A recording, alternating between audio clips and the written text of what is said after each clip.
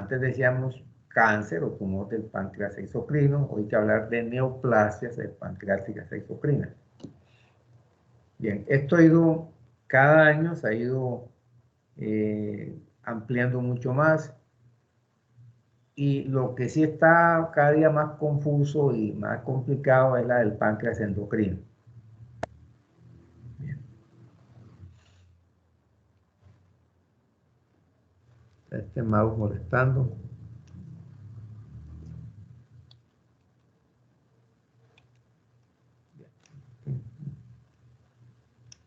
Bien.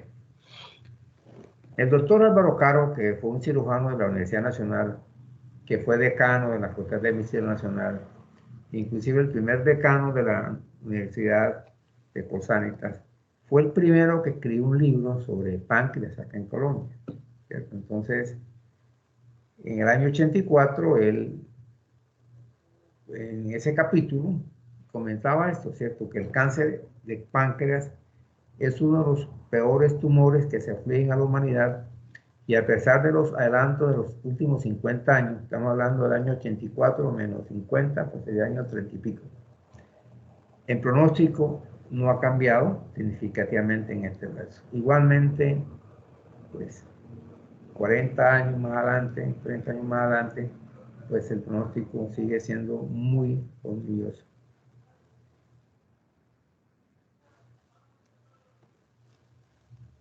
Bien.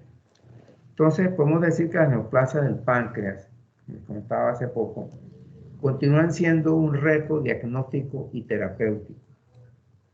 A pesar de grandes avances en investigación básica, química, sigue siendo las neoplasias más agresivas, quizás las más agresivas, teniendo en cuenta que la mortalidad es casi igual a su incidencia. 3 de 3, por decir. Es un formidable desafío quirúrgico. Solamente un 3% de los pacientes diagnosticados logra sobrevivir 5 años.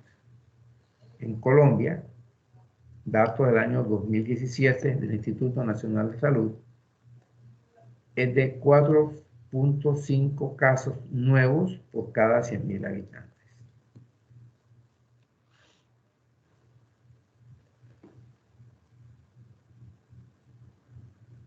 Bien.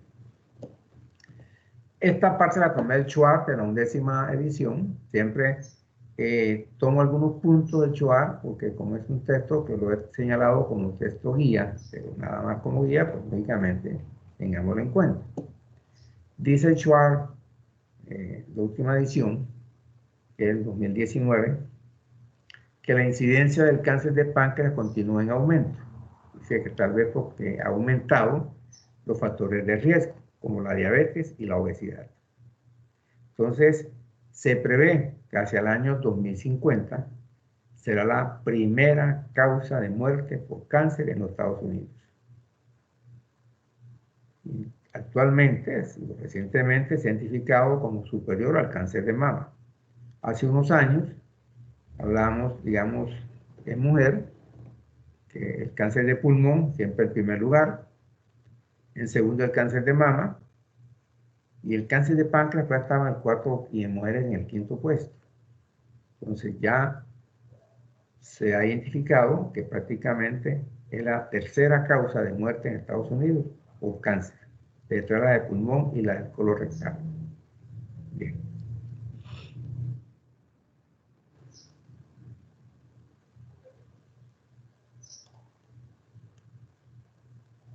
Entonces, el 80% de los casos diagnosticados usualmente son personas ya mayores, de 60 y 80 años aproximadamente. La raza afroamericana es de mayor incidencia en ambos sexos que personas de raza blanca. Y el sexo masculino tiene una mayor frecuencia. Pero se dice que la mortalidad, hay una tendencia a que la mujer pues sea pues, más rápido el proceso. Porque igualmente la mortalidad es igual en ambos.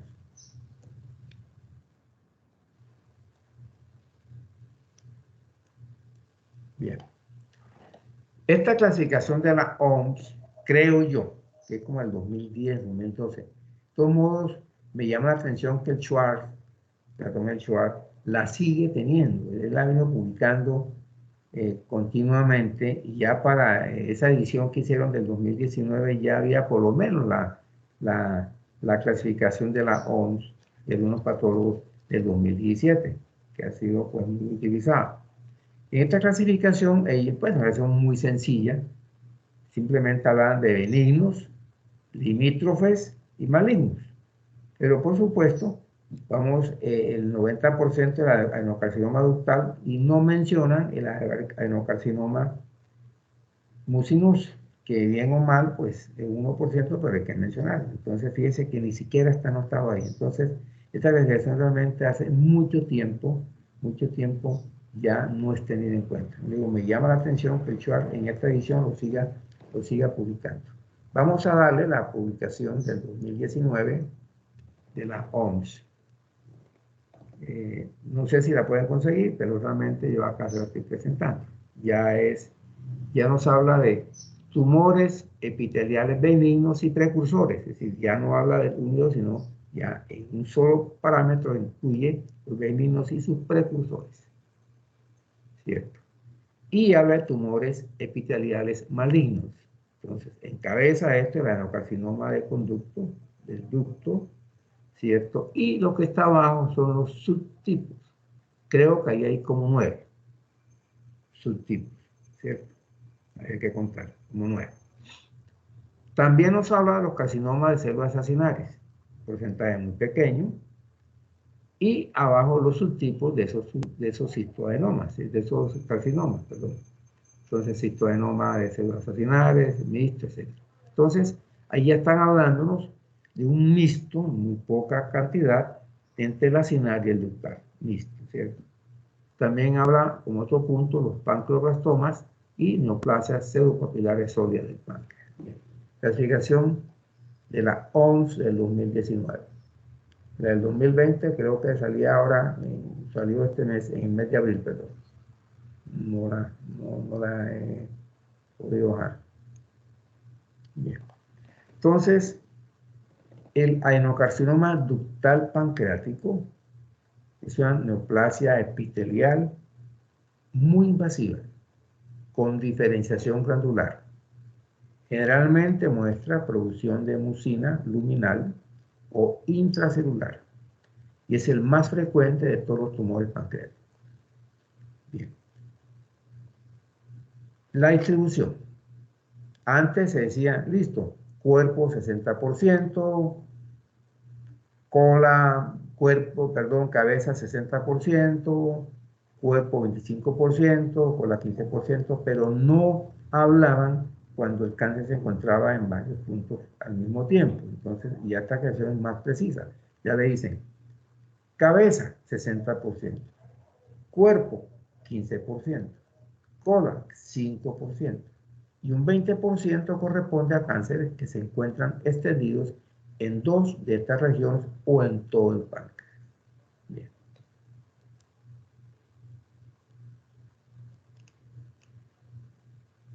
Acá en esta gráfica, tomada del Atlas del Comité Conjunto Americano del 2006, ¿cierto? Vamos a ver 2 tumores simultáneos, uno en cabeza, que tiene menos de 2 centímetros, y uno en cola de más de 2 centímetros.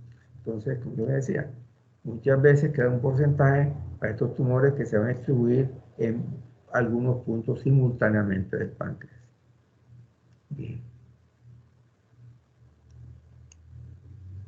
Acá tenemos la vista posterior, ¿cierto? De un tumor que está ya comprimiendo, ¿cierto? La cabeza pancreática, ¿cierto? En las líneas punteadas, ¿cierto? Muestra la localización con la confluencia de la aorta y de las venas mesentéricas. Más adelante les mostraré cómo se divide anatómicamente y quirúrgicamente el páncreas. Bien. Bien. Entonces, la mayor parte de estos tumores ubicados en la cabeza muestran clínicamente signos cuando pasan de 2 centímetros de diámetro. Lo de cuerpo y cola lo hacen mucho más tardío por invasión local o metastásica. Entonces, hay un signo que por TAC podemos determinarlo muy rápido, pues rápido, pero avanzado, por supuesto, el tumor, es el signo del conducto doble, dilatación de los conductos biliar y pancreático simultáneos. Es prácticamente patognomónico del carcinoma de cabeza de páncreas. Los demás tumores del cuerpo y la cola, pues el dolor es epigástrico o en la región lumbar izquierda, lo que habla lógicamente de extensión y frecuentemente irrecasibilidad.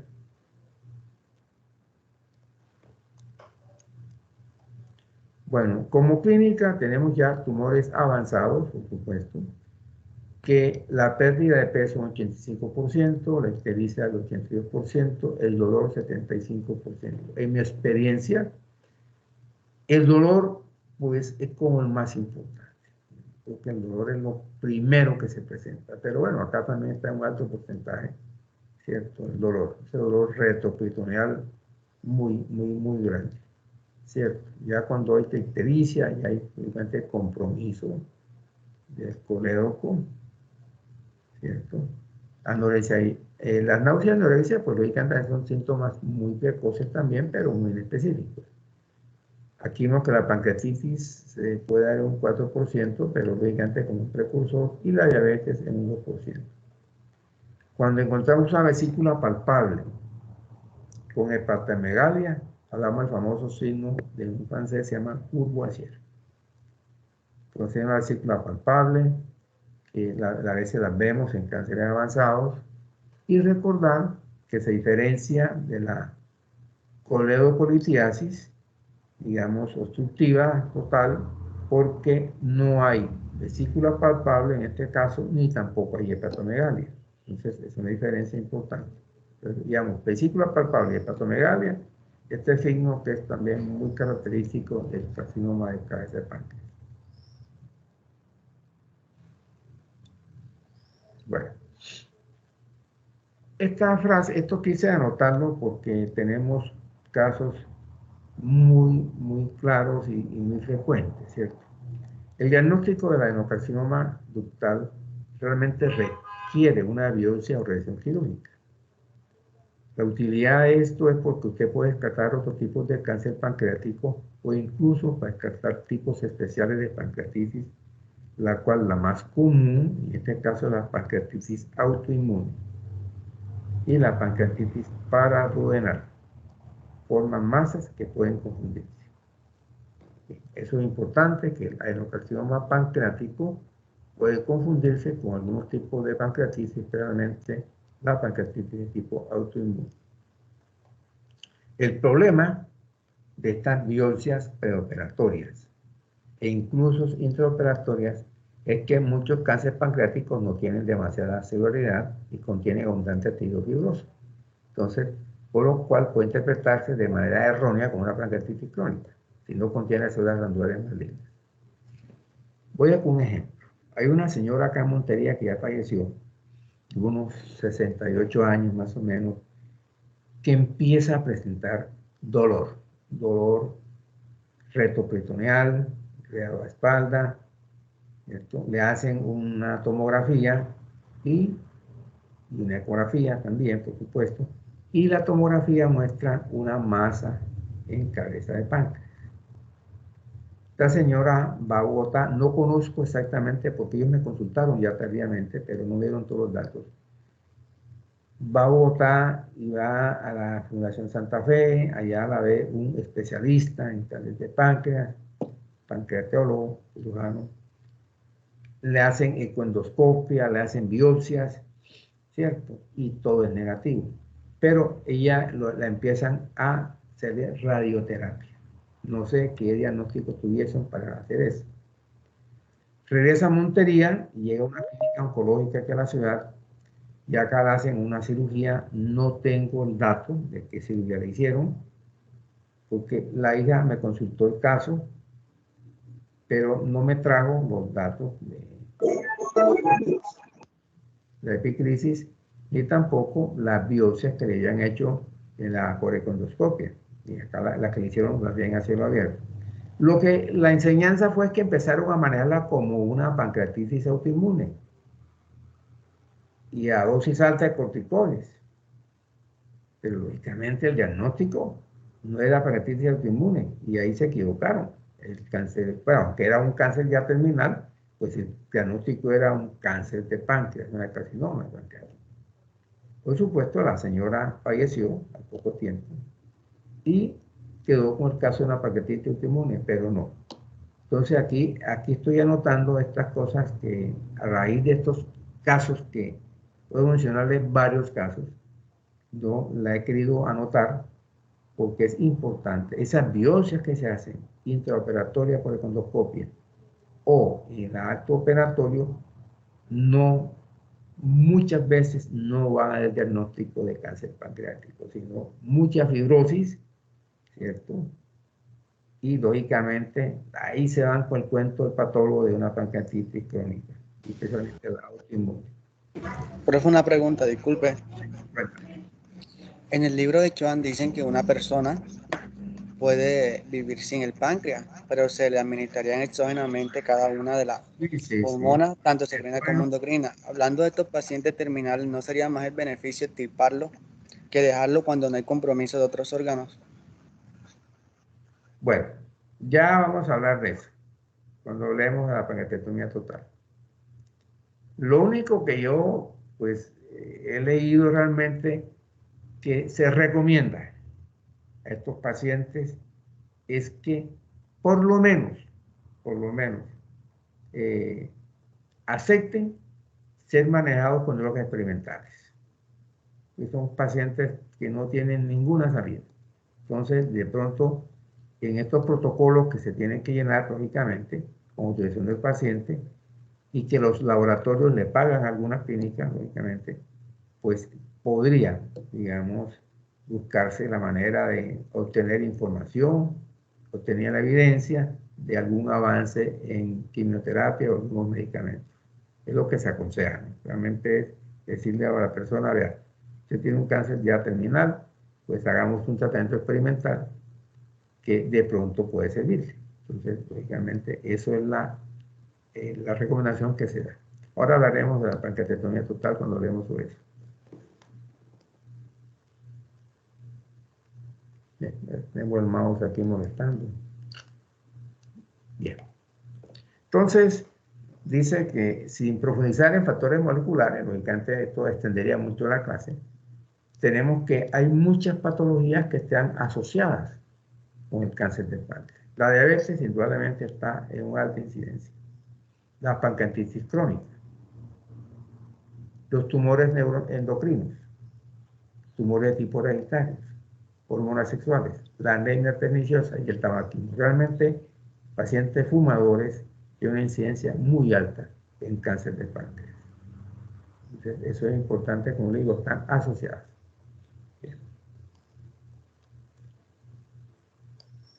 Bueno, recordar que si algún cáncer ha sido estudiado genéticamente es este cáncer de páncreas, ¿cierto?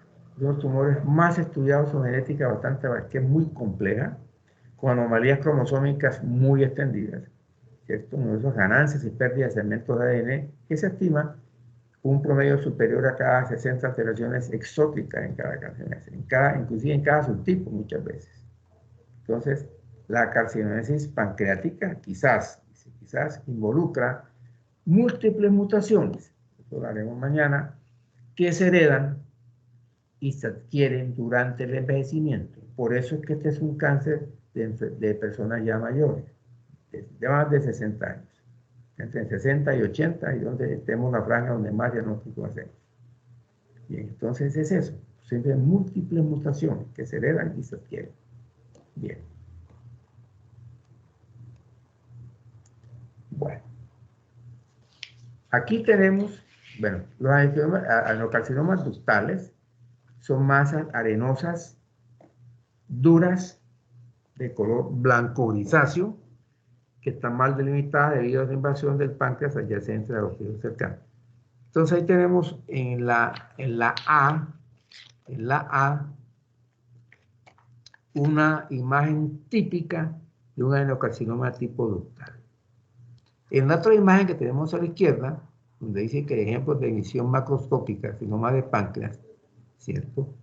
Más que si la característica que tiene, mi experiencia, es el famoso carcinoma adenoescamoso o carcinoma y carcinoma de células escamosas, que son masas generalmente infiltrantes de color blanco, amarillento, ¿cierto? O a veces gris, ¿cierto? Y que tienen una consistencia firme. Entonces, digamos que el típico del ductal es el tipo A. Pero la otra diapositiva que está ahí es un subtipo, acuérdense, de la carcinoma ductal. Bien. Ahí cuando a la doctora Sofía Martínez yo le di ese punto, ¿no? Ese artículo, pues se lo di ya al último, cuando terminamos el semestre, porque tampoco puedo dar mucha información con la cual me han dado en una forma privada, que son pagas. Lógicamente, la persona que me ha dado esa información a veces no puedo tampoco difundirla muchísimo. Entonces, sí, señor, así es. Entonces, aquí tenemos, lógicamente, en la A es la típica del carcinoma ductal.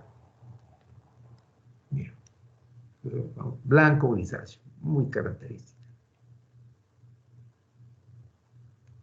Bueno. Esta la tomé de un artículo que se lo mostraré al final de la diapositiva de Up to Date, que no tiene la universidad, no estamos en eso, que encarguen de conseguirla. La forma histológica, ¿cierto? Entonces en la A vemos un carcinoma bien diferenciado. Hay invasión del tejido graso, y en la B el pobremente diferenciado, ¿cierto? Entonces tenemos bastante fibrosis estomática. Muy bien. La parte histológica, no vamos a meternos mucho en eso. Bien, aquí tenemos esta figura como en una pancreatitis crónica de tipo litiásico se ha implantado ya un carcinoma que involucra la cabeza. Pues más o menos ahí se ve, ¿cierto? Entonces fíjense que la pancreatitis, o con eso, muy posiblemente hay casos de eso. Bien, entonces estos subtipos de adenocarcinomas que están allí son más o menos, corresponden a la clasificación del 2017, ¿no? Recuérdense que la del 2019 son como 9 subtipos o 10 subtipos. Bien. Hay una clasificación también muy utilizada en los Estados Unidos, que es de la Asociación de Patólogos de las Fuerzas Armadas. Acuérdense, cuando hablamos de quemaduras, yo les contaba a ustedes que esos hospitales militares, y en quemaduras hablamos del área de Texas, ¿cierto? De los hospitales de Houston, de Dallas, bueno, y tres hospitales en San Antonio también. Esos hospitales militares de Estados Unidos participan activamente en grandes avances médicos. Entonces, la clasificación de patólogos de las Fuerzas Armadas de Estados Unidos del 2017 ha sido también muy tenida en cuenta en Estados Unidos en la práctica clínica. Bien, ahora vamos a ver la del 2020 de los patólogos mundiales, es mucho más complicado. Entonces, recordar que estos son subtipos, la adenocarcinoma de páncreas. Cada momento, cada día, pues ya tenemos mejores estudios de tipo patológico y estamos subclasificando. Bien, entonces recordar que hay grados, un grado 1 bien diferenciado, un grado 2 moderadamente diferenciado y un grado 3 que es poco diferenciado. Bien, ahí están las placas, la diapositiva está al lado.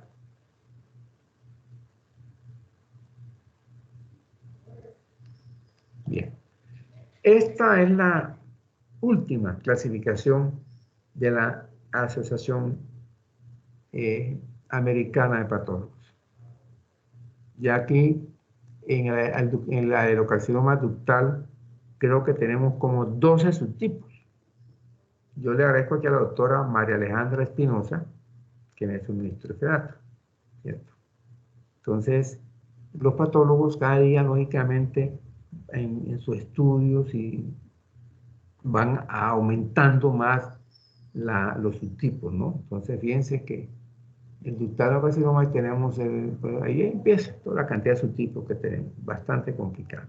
Y abajo, ahí pues sigue el carcinoma de semas acinares, es muy 1% apenas, pero fíjense que abajo nos habla de los mixtos, ¿no? El acinar mixto con el ductal. El pancreatoma ahí está metido también.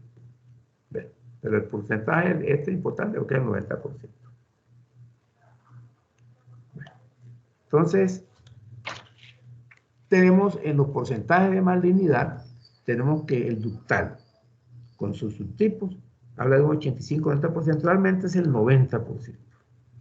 Bien. De las neoplasias mucinosas papilares intraductales, que es IPMN, ¿cierto? Neoplasias mucinosas papilares intraductales, del 2 al 3%. Neoplasias quísticas mucinosas, es la que MSN, asociadas a carcinoma invasivo, 1%. Neoplasias pseudopapilares sólidas, 1%. Y el acinar, solamente 1%. Entonces, fíjense que el adenocarcinoma pues tiene el mayor porcentaje de todos. Bien. ¿Cómo estadificamos? Porque son estudiantes, entonces, ¿cómo estadificamos un tumor? ¿Cómo estadificamos? Hay varios tipos de estadificación. Tenemos la de los japoneses, también muy utilizada, pero ellos realmente tienen una concepción, pues, no un poco diferente a la occidente. Tenemos la de la Unión Internacional contra el Cáncer, que es bastante similar a la más utilizada por todas, que es el Comité Conjunto Americano. Se publicó en el 2002 y presenta una clasificación simple, precisa y asequible. La sugerencia obligante aplicada tanto para estudios de imágenes y intraoperatorios y estados anatomopatológicos. Entonces, la del Comité Conjunto Americano es la más usada en el occidente. Entonces, vamos a la clasificación. Vamos con el mouse, acá está molestando.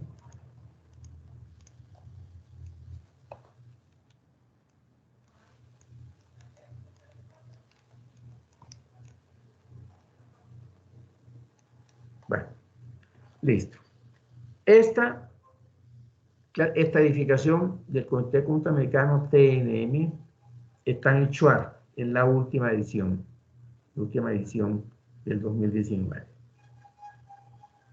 Hay una que está un poco diferente, pero la he dado para que podamos tener una identificación con ustedes. Entonces, la extensión del tumor. Entonces, hay un TEC, que es un evaluable. En esta clasificación, el T1 tiene 3 subdivisiones. No lo quise anotar porque realmente no creo que sea importante para nosotros. Dice T1, tumor limitado al páncreas y menor de 2 centímetros en su diámetro mayor. Entonces, la T1A es de 0 a 0,5. La T1B de 0,5 a 1. Y la C de 1 a menos de 2. Pero vale la pena. Realmente aquí ponemos T1 simplemente. El T2, limitado al páncreas, de 2 a 4 centímetros. T3, al páncreas mayor de 4 centímetros, o ya invade el duodeno, el conducto biliar. Y el T4 invade los órganos adyacentes, estómago, vaso, colon, glándulas renales, etc. Y lo más importante, la pared de los grandes vasos, el eje celíaco, la arteria mesentérica superior. Bien, esa es la de la T. Vamos con la N. Ganglio linfático regional. Entonces, N0 no hay metástasis. N1 existe de 1 a 3 metástasis en ganglios regionales. Y N2 existe 4 o más metástasis en ganglios regionales. En la clasificación que sigue, ahí se hacen unas subclasificaciones que no da la pena poner. Quiero hacer esta porque además esta es la octava clasificación del Comité Conjunto Americano. Digamos, prácticamente podemos decir que es la última. Y que va también en concordancia con unas imágenes que voy a mostrarles ahora, para que haga más comprensible la conferencia. Entonces, las metástasis, ya saben, N0, sin metástasis a distancia, M1, metástasis a distancia, M1A, metástasis limitada al hígado, M1B, metástasis al menos un sitio hepático, Ahí lo dice, ganglios tal.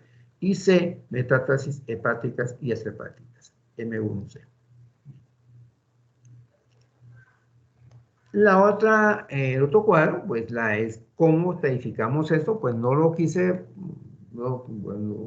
pues no lo quité, porque aquí es la misma, pero está explicada, médicamente, ¿no? Entonces, y aquí ya para no estar recordando cuál es la T1, C, tal cosa, pues ya aquí, o digamos, qué sería la T2, entonces para recordar, pues acá a la mano derecha pues está la explicación, el detalle de la etapa. Entonces, un estadio 2, hay 3 áreas, ¿cierto? Digamos, la última que es T3, N1, M0, dice cáncer pancreático localizado en páncreas que mide más de 5 centímetros, T3, invade un máximo de 3 ganglios, N1, pero no se ha propagado el cáncer. Entonces, aquí en la parte derecha tenemos, digamos, la parte detallada de cada etapa. Entonces, por eso puse esta diapositiva, para que realmente tengamos una mayor comprensión. Bien, entonces,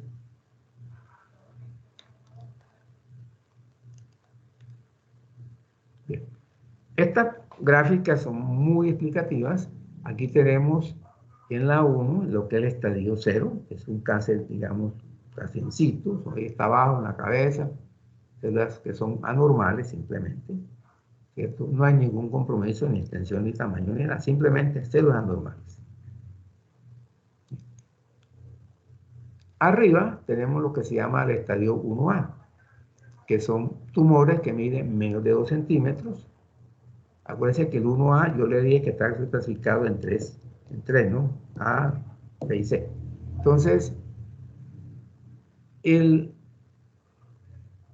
1A, perdón, el 1A si dice acá, pues que el cáncer está localizado ahí y el cáncer mide menos de 2 centímetros. No quiero enredarme para decirle que es de 0,5.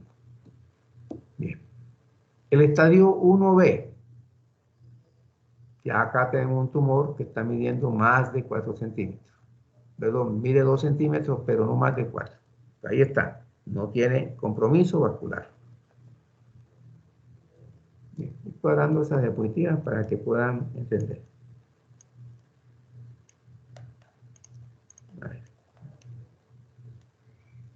Bueno, el 2A es un tumor que mide más de 4 centímetros. Pero fíjense, no ha comprometido el tronco celíaco ni los vasos sanguíneos. Ahí está. No tiene metástasis. Aparentemente. El estadio 3, este cáncer, esto es cáncer, que ya se ha extendido al eje celíaco, la arteria hepática, ¿cierto? Tiene ya la base de la esplénica acogida, tiene la arteria y la vena mesentérica superior, seguramente ya comprometidas, y tiene 4 ganglios, más de 4 ganglios linfáticos comprometidos. Acá tenemos tomado también del Comité Conjunto Americano, del Atlas que ellos publicaron en el año 2006, ¿cierto? Es un tumor, lógicamente, que está envolviendo el eje celíaco, ¿cierto? La parte superior y la parte superior de la arteria mesentérica superior. Entonces, tenemos ya un caso bastante, pues prácticamente diría que es irresecable. Bien. Acá tenemos el estadio 4, que ya son metástasis, ¿no? Son metástasis que viajan a pulmón, al hígado, cavidad peritoneal, al páncreas. Pero de donde el páncreas van a eso, pues van primero al pulmón, ¿no? Y el hígado, son sitios donde más se compromete. Bien, hablemos del punto de vista quirúrgico, la extensión de la resección. RC. Se cree que se ha eliminado todo el cáncer, no hay signos visibles o microscópicos que sugieran que ha quedado cáncer. Es uno como si no cree que has hecho la buena resección. Un R1, se estipó todo el tumor visible, Pero las pruebas de laboratorio de tejido extraído muestran que probablemente tienen algunas áreas pequeñas de cáncer.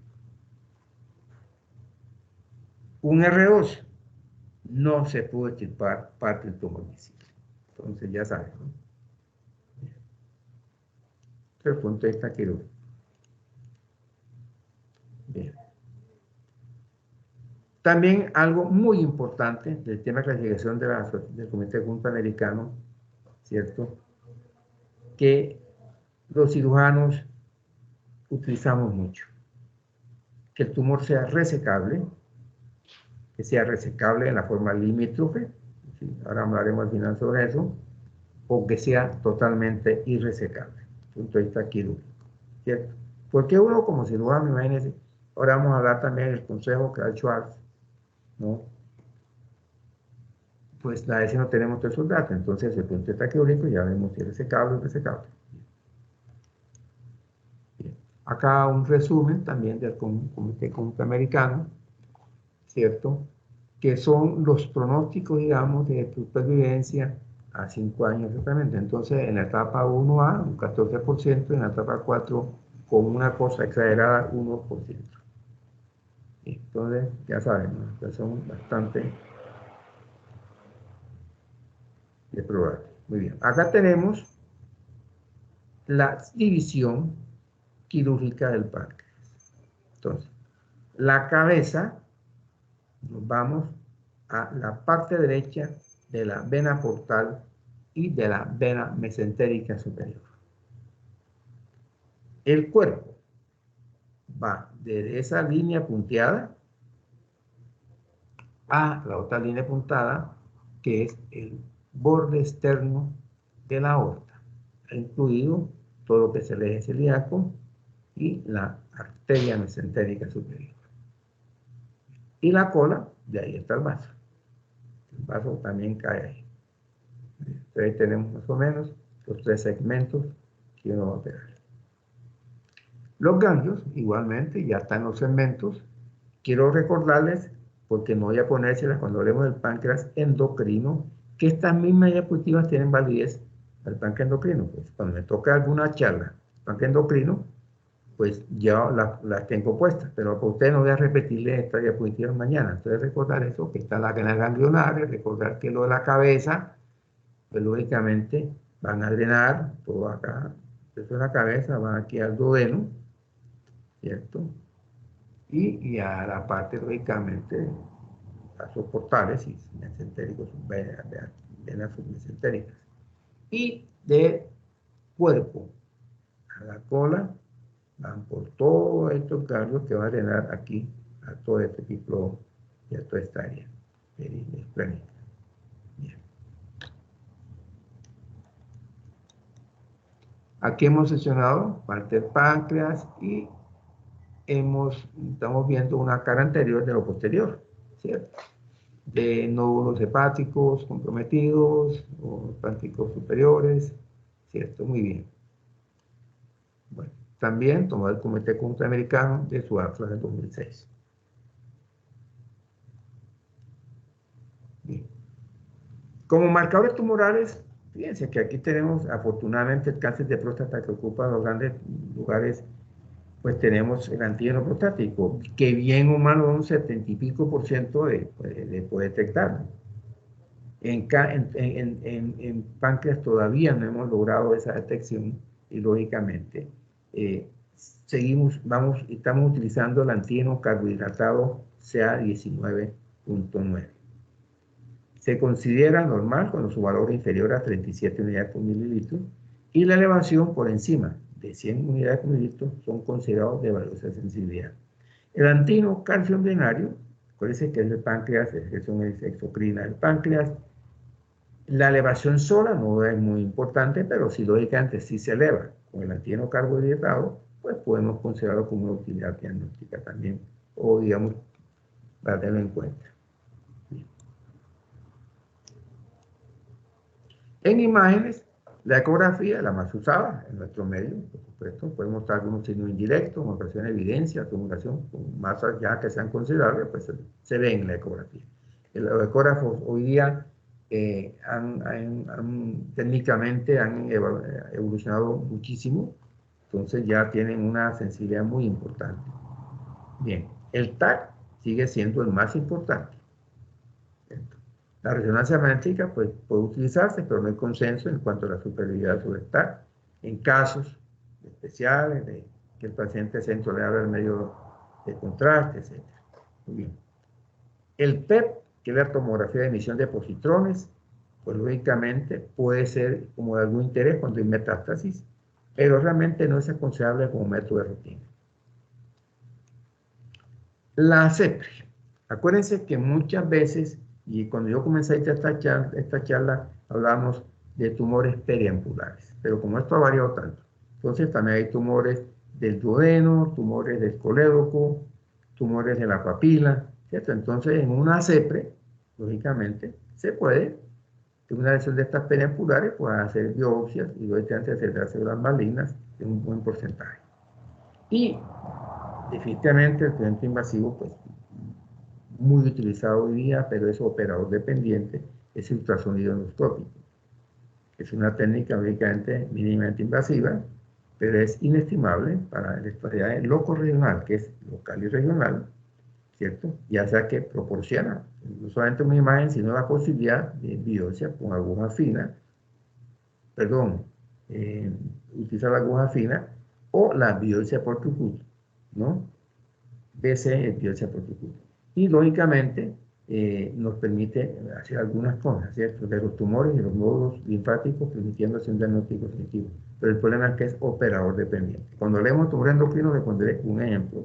No diré el nombre propio, en Bogotá, de hace poco, un compañero, pero para que tengamos exacta lo que puede suceder también con personas que tienen relativamente experiencia, también se equivoca con esto.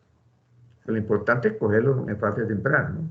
Y ahí tenemos, acuérdense que esto se hace a través del estómago, el duodeno, más que todo el estómago.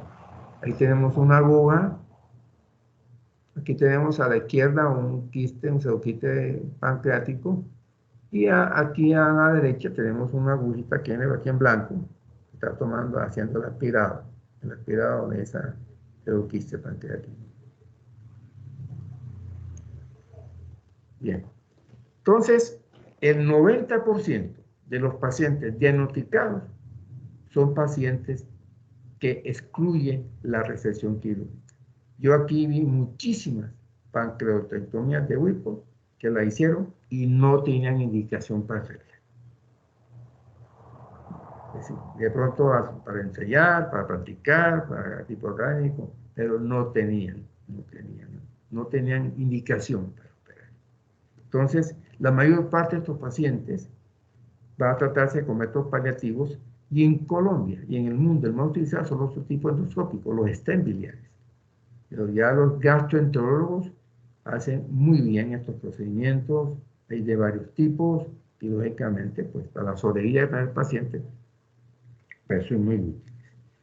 Acá en Montería pues los quirúrgicos siguen siendo todavía pues más utilizados, la coledocoyeyunostomía, que es subir una rama del yeyuno, al yeyuno allá al colédoco, esos colédocos durante son ya dilatados, que son colédocos con mucha ictericia, entonces podemos hacer una buena anastomosis. Y lógicamente recordar que la mortalidad en este tipo de cirugía es alta, es un 15%, igual relación con la edad del paciente. También hay una morbilidad importante. Entonces los stents son los más utilizados. También los radiólogos por ahí se meten también y hacen algunos drenajes también, pero no es lo ideal. Lo importante son estos dos, los endoscópicos y quirúrgicos. Recordar, y eso sí es una cosa muy medida, yo antes estoy asombrado por eso, que la sobrevida media está alrededor de 6 meses después de la cirugía. Es decir, usted una vez que hace un diagnóstico de un cáncer pancreático con esta sintomatología que yo le he hablado, 6 meses de vida. Lamentablemente.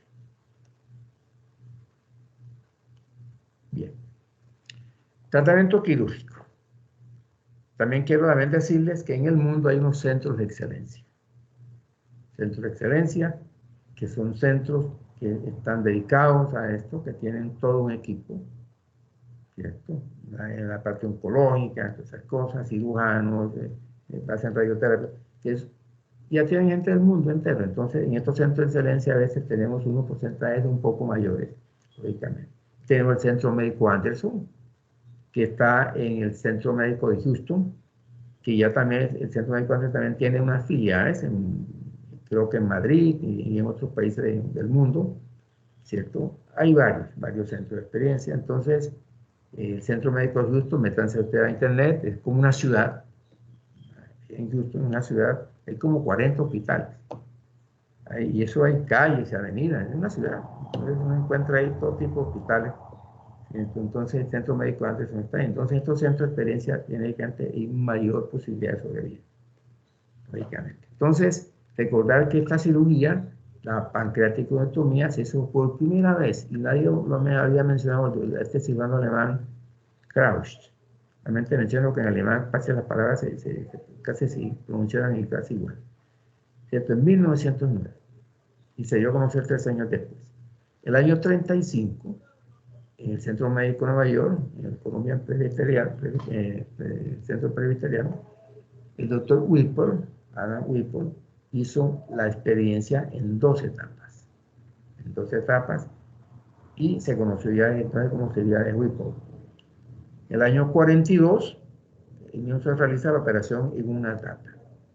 Y desde ese entonces se conoce como ese tipo de cirugía. Recordar que el tratamiento quirúrgico, ya le hablaba, 3 a 6 meses, con la parte paliativa, y si la resección es exitosa, el pronóstico también es bastante pobre. Una sobrevida promedio de 13 a 15 meses, en promedio. En centro de excelencia tenemos ya a 5 años, un porcentaje ya poco mayor. Pero en promedio, lo que hemos visto aquí, de 13 a 15 meses. Recuerdo una vez que se operó el papá de un médico, pues asistimos 2 o 3 cirujanos, pues yo realmente era pues partidario de poner un stent endoscópico, estaba lógicamente, no era un carcinoma de páncreas, era un carcinoma de esófago. Y bueno, se hizo una censurarse total. 15 meses duró ese paciente también, porque el esófago, la parte del cardio, tiene un diagnóstico también bastante pobre. Entonces, el páncreas está ahí, pero es más agresivo, y lógicamente, como yo le decía, máximo 15 meses, como si la operación es exitosa. Estamos hablando de nuestro médico. Bien. Esto lo tomé del Schwartz, de la 11ª edición, ojalá que la universidad la tenga ya. Dice que en un paciente con indicaciones clínicas o de imágenes adecuadas de cáncer de páncreas, es importante esto, indicaciones clínicas o de imágenes adecuadas de cáncer de páncreas, no es esencial realizar un diagnóstico histológico antes de realizar una duodenopancreatectomía. Muy importante. Entonces, ustedes con una imagen, ¿cierto?, de posible cáncer de páncreas, no se metan a hacer ecoendoscopia ni biopsias, porque lo que no va a salir es una fibrosis, vamos a terminar tratando, como la paciente que le hablaba, de una pancreatitis de tipo autoinmune, que es la que más se localiza en cabeza y forma estas masas también. Entonces, lo tomé el Schwartz. Muy bien. Esta es tomada de un artículo de UpToDate, que posiblemente, a los que estén conmigo, se lo voy a presentar también. Entonces nos habla de criterios en el 2017, ¿cierto? Criterios inoperables, ¿cierto? Pacientes con enfermedades sistémicas graves e incapacitantes que suponen amenaza vital. Ahora, dentro de los operables, tenemos los irresecables, y que no se puede resecar. Que hablamos de infiltración extrahepática, incluyendo tejidos linfáticos, ganglios peripancreáticos, afectación de más de la mitad de la circunferencia de oclusión trombosis de la vena mesentérica, alteración de la arteria mesentérica, listo. Es un criterio de irresecabilidad por parte del cirujano. Y por parte de resecabilidad, esa ausencia de enfermedad extrahepática, no evidencia de afectación de arteria mesentérica superior, tronco celíaco, arteria hepática, o afectación de la confluencia entre vena mesentérica superior y vena porta, y usted es posible hacer la resección y hacer la reconstrucción, lógicamente, la anastomosis arterial, si es posible. Bien. Criterios que son irresecables desde el punto de criterio de operabilidad. Pero recordar que el paciente inoperable, pues lógicamente, si el paciente está grave y de sistémica, ni siquiera intenta hacer nada.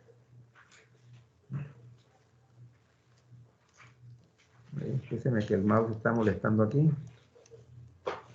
Bien, entonces, cuando el tumor es resecable, acuérdense que en la parte cefálica una duodenopancreatectomía de Whipple, ¿cierto? Bien, en centros de excelencia, ellos dicen que va a durar de un 5, ideal del 25%, a 5 años, dicen ellos. Bien, cuando está localizado en la cabeza, como le digo, la duodenopancreatectomía cefálica. Si es de cabeza, si es cuerpo, cabeza de cuerpo y cola, se hace la resección con la sección de la arteria del eje estenorenal, estenoportal, sección de la arteria esténica, listo, muy bien. Y hacemos quimioterapia. Entonces, este es un esquema. Más adelante le daré el esquema de la Acción Europea. Entonces, con 5-fluoracilo, acá en Colombia se utiliza, leucovorin y la gencitabina. Bien. Si el paciente está en el borderline, potencialmente resecable, estamos hablando desde el punto de vista quirúrgico, ¿no? Entonces, hacemos la pancreatectomía y hacemos tratamiento neoadyuvante con gencitabina o alguno otro acá, ¿cierto? Tiene progresión, radioterapia, anticoagulante basado en fluoxetinidas, y progresión cirugía a las 6 semanas y la gencitabina muy utilizada también. Ahora hablaremos de otros. Cuando el paciente tiene un tumor avanzado y resecable, lógicamente, hablamos de unos 12 meses de evidencia, ¿cierto? Hablamos también de las de 6 meses, como enfermedad metastásica de sobrevida, y la cirugía solamente está indicada en casos muy seleccionados, básicamente no está indicado. Y pacientes metastásicos, lógicamente, quimioterapia, con gencitabina o estas asociaciones que se están dando acá, de quimioterapia sistémica, agentes biológicos y otras técnicas de analgesia. Muy bien. Ahora diré otras maneras de... Bien. Entonces, cuando el tumor está en la casa pancreática, vamos a repetir, se hace la pancreatoduodenectomía cefálica, que puede llegar hasta el istmo, el cuerpo pancreático también se puede llevar uno, y por vía laparoscópica se puede hacer también, lógicamente, cuando usted tiene un alto volumen y una experiencia importante en esto, ¿no? Y lógicamente la parte laparoscópica la utilizamos cuando tenemos un cáncer que está limitado y que lógicamente por imagen puede ser localmente resecable.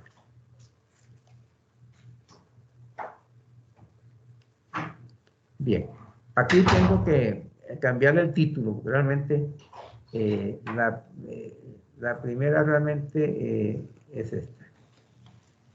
Bien, esta es la estándar, que es que usted, voy a magnificar la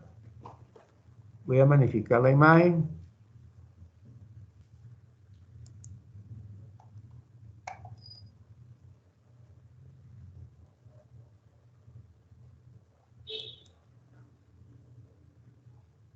Vamos a buscar acá. Aquí está. Vamos a ver. Láser. Bien.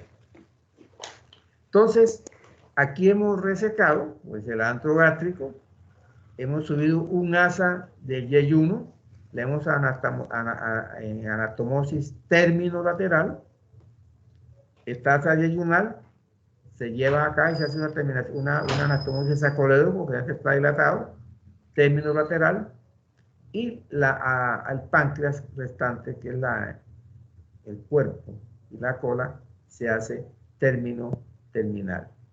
Ahora le explico cómo hago yo o cómo las hice. Bien, esta es la estándar. Porque la de Lohmeyer, la de transverso y Lohmeyer, que es la conservación del píloro, es esta. Entonces tengo que...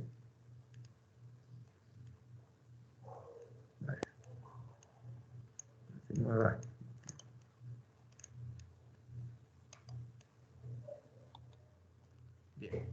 Aquí es la técnica transversa, o Lohmeyer, que usted ha conservado el píloro. ¿cierto? Entonces, usted ha resecado la cabeza, se lleva todo el duodeno, ¿cierto? Y se secciona el colédoco por acá. Yo dije antes que la vesícula ya también se va. Entonces, aquí se va todo esto. Ya. Llegamos a los hepáticos. Al final, porque esta charla continúa mañana, al final le mostraré una cirugía. Aquí hemos seccionado el hepático común, se va a la vesícula, lítico, colédoco, duodeno, ¿cierto? Cabeza de páncreas y se hace la astomosis, ¿cierto? Conservando el píloro, aquí también es asa, no en Y de ruso, ahora se lo muestro, va el asa término lateral, ¿cierto? Se hace la astomosis del colédoco, perdón, en este caso del hepático al yeyuno, y el yeyuno, y acá el yeyuno también se mete dentro del páncreas. Bien.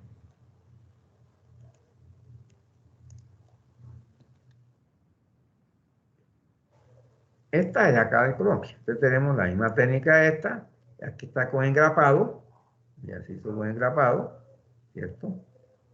Se ha dejado acá en el hepático una sonda que sirva como un molde, ¿no? Como un molde. Aquí. Porque a veces, por eso no estamos en colédoco, estamos en el hepático, ¿cierto? Y se hace la astomosis, también se ha hecho con grapas, se ha hecho aquí al páncreas.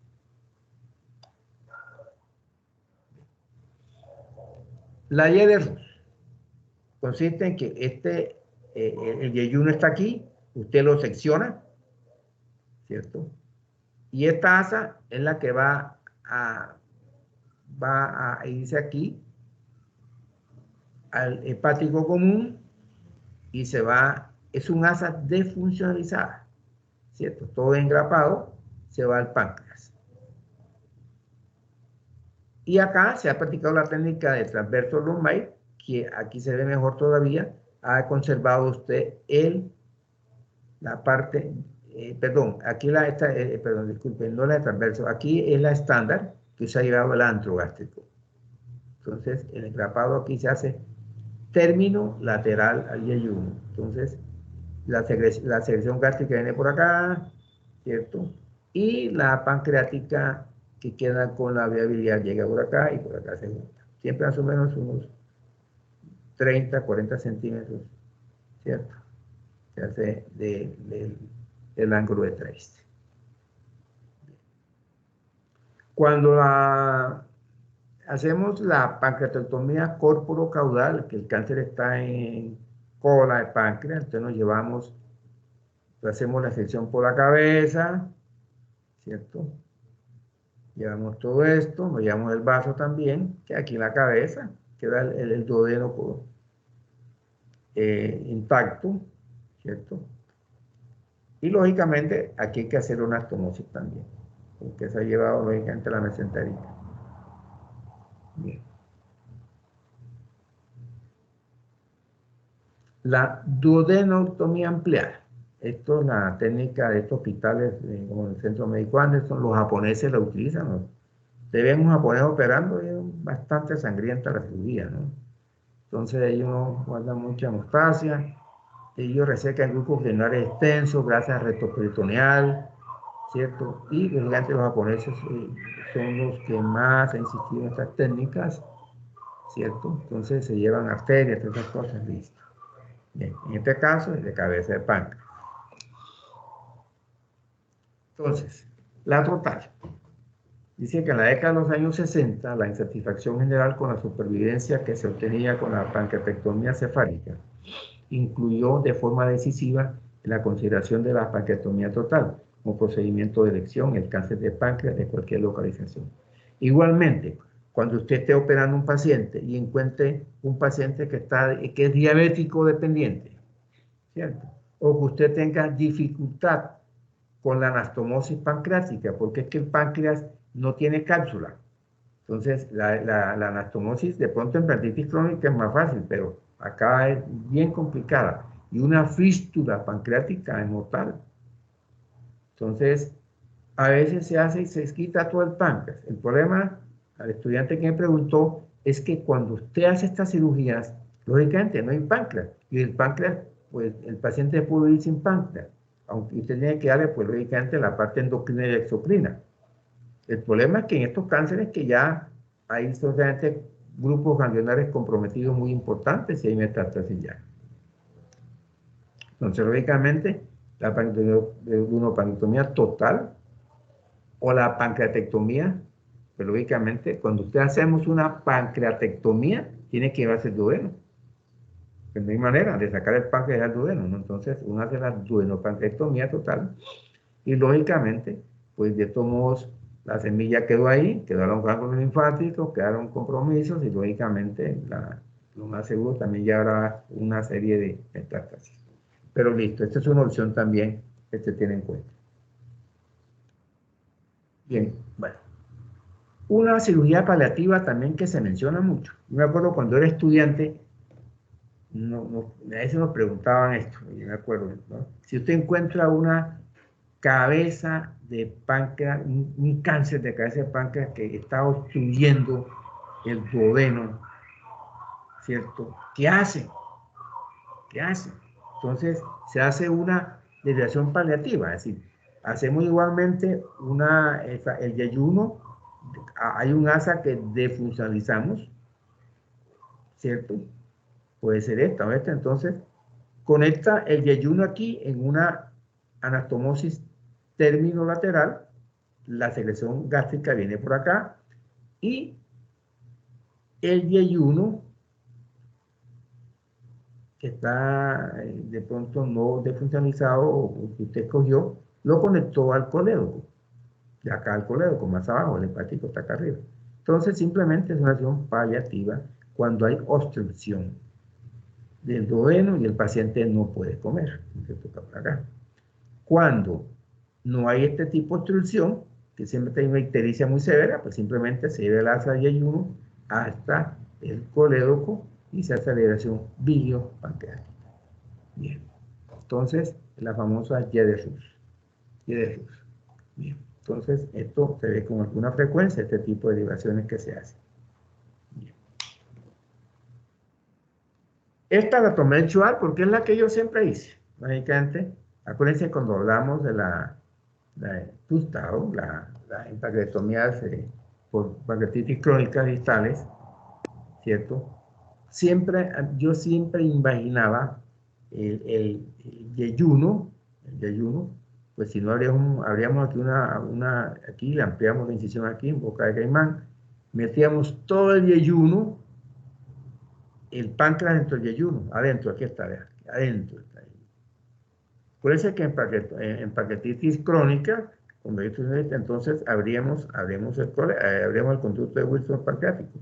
Acá, pues, un caso, entonces simplemente usted ha metido el páncreas distal dentro del yeyuno, bien adentro. ¿Ya? Entonces hay posibilidades, digamos, de una fístula, poca. Si hay alguna situación con el conducto, puede haber inclusive un trencito acá, un conducto acá, como pusimos allá con el colédoco, con el hepático, perdón. Bien, pero eso no es necesario. Bien. La quimioterapia. Entonces, recordar que la quimioterapia está establecida como único manejo en pacientes con enfermedad metastásica. La quimiorradiación se emplea en pacientes con enfermedad local y avanzadas y en pacientes con recurrencias postoperatoria. Entonces tenemos las más comunes del 5-fluoracilo, la gencitabina utilizada hace muchos años, el año 1996, la capecitabina, el lotinibit del año 2005 y del año 2010 viene utilizándose con mucha frecuencia, especialmente en Estados Unidos y en Europa, en Colombia también, el FOLFIRINOX, que es una mezcla de glucosidina y de la mezcla, 2010. Y tenemos otro, el 2015, que es irinotecan. Entonces, eso utilizamos, como ya comentaba anteriormente, en monoterapias y poliquimioterapias. Bien. Entonces, la recomendación de la Sociedad de Oncología Europea dice que en primera elección el FOLFIRINOX en pacientes seleccionados por su estado general y riesgo de toxicidad. En segunda elección, pacientes más frágiles, menores de 70 años o con más contraindicaciones para algunas drogas como estas, La opción es la gencitabina, gentamina, gencitabina y capecitabina. ¿Qué es gencitabina? Está mal escrito. Y la tercera elección es la gencitabina, solo en pacientes frágiles. Entonces, la misma cosa, ¿no? Mono y polipinoterapia. Bien. Radioterapia.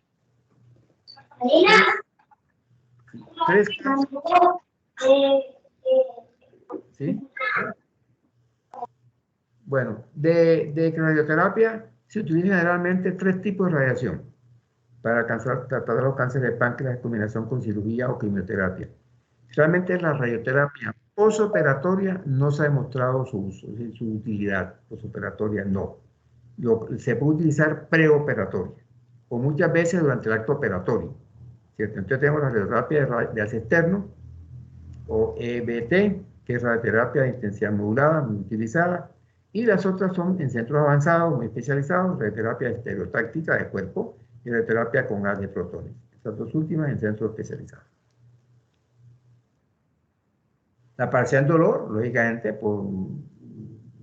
ya con algunos medicamentos, pero hay que considerar la posibilidad de la neurolisis del plexo celíaco. Se hace bajo control econdoscópico, lógicamente.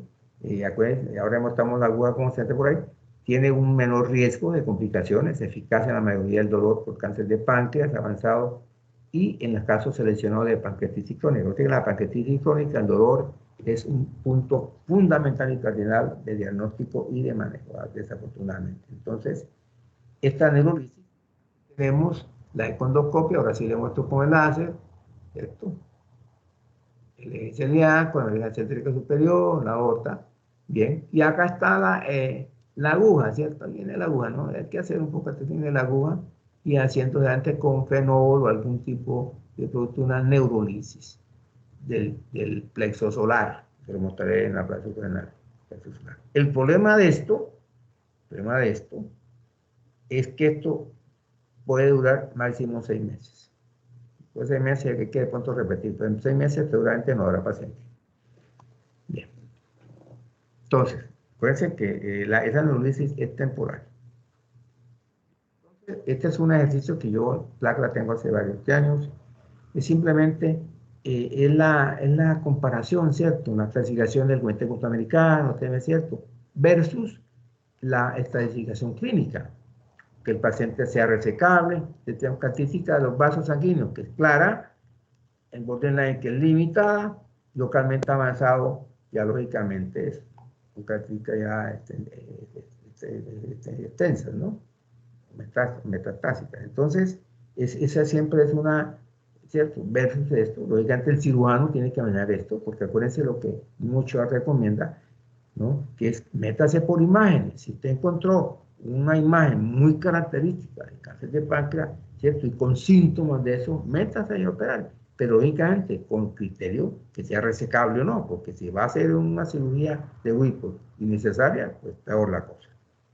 Entonces, esto, pues, esta es una guía también NSN 2012, que es bueno revisar esto. Y esta guía 2016. Entonces, la tengo y pues siempre como decir, ¿cierto? Que esto siempre ha sido una controversia. Y recordar lógicamente lo que hemos hablado, ¿cierto? Si el paciente es resecable, pues usted hace cirugía, hace radiación preoperatoria muchas veces, postoperatorio y quimioterapia. Si está en el borderline, pues hace la misma cosa, que usted cree que usted resecó, ¿cierto? Resecó, pues de pronto han quedado restos ahí, ¿no? Y localmente avanzado, pues no opera. No hace ningún procedimiento pancreático, simplemente va a radioterapia muchas veces y quimioterapia. Si es metastásico, no hace cirugía, no hace ni radioterapia tampoco, siempre hace quimioterapia. ¿Entendido? Eso es lo que es importante. Bueno, mañana continuamos con esto, ¿cierto? Que son las lesiones precursoras de la adenocarcinoma ductal pancreático y hablaremos de los otros tipos de tumores, ¿cierto? Ya estamos pasado el tiempo. También tomaba este artículo acá, ¿cierto? De Today, patología del páncreas exocrino, en el artículo que le comenté. Entonces tenemos como lesiones precursoras las neoplasias intraepiteliales pancreáticas, neoplasias mucinosas papilares, las neoplasias quísticas mucinosas. Y esto es un universo cada día más extenso. Esto es un universo, se va extendiendo, ¿no? Y el universo va extendiéndose a medida que va creciendo, va envejeciendo, va creciéndose más. Bueno, muy bien.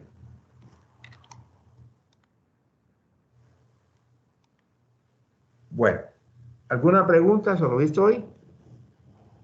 Me la hacen mañana, ¿cierto? Tengo una reunión ahora con un grupo de internos. Estamos ahí de tutores ahí en una tesis. Mañana y otra semana tenemos otro grupo también. Bien, entonces... Listo, doctor, gracias. Bueno, que tenga una feliz tarde. Mañana Gracias, doctor. Hasta mañana. Mañana continuamos con... Hasta luego. Bueno, hasta luego. Doctor, Bueno, ¿me repite el tema mañana? Me hace el favor. Cuéntame. ¿Me repite el tema mañana? Me hace el favor. Este